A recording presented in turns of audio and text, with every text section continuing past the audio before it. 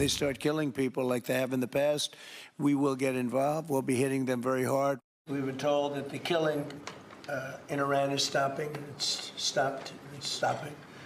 And there's no plan for executions or executions. So I've been told that a good authority. Okay, is the president's position on the Iranian regime softening, or is his more subdued tone the last couple of days the quiet before the storm? Well, let's bring it back to our panel to see what they think. Welcome back, panel. So the Wall Street Journal has this headline. They say President Trump was told an attack on Iran wouldn't guarantee collapse of regime.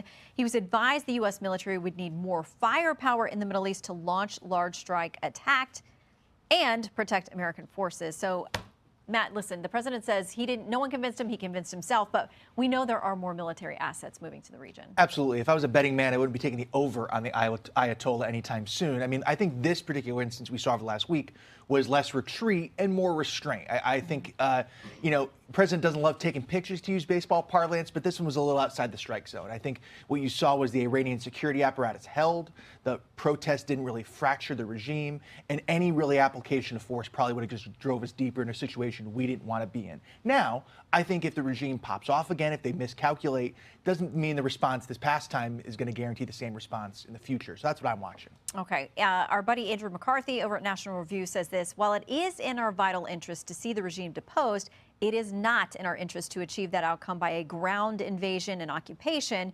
We can do a lot to further hollow out the regime's capacity to project power, but only the Iranian people can push it over. And Josh, that's a real heavy lift. Well, look, one of the reasons why the administration pulled back last week is I don't think they had the military assets. They didn't have the planning for what would happen if they tried to pursue large-scale military action.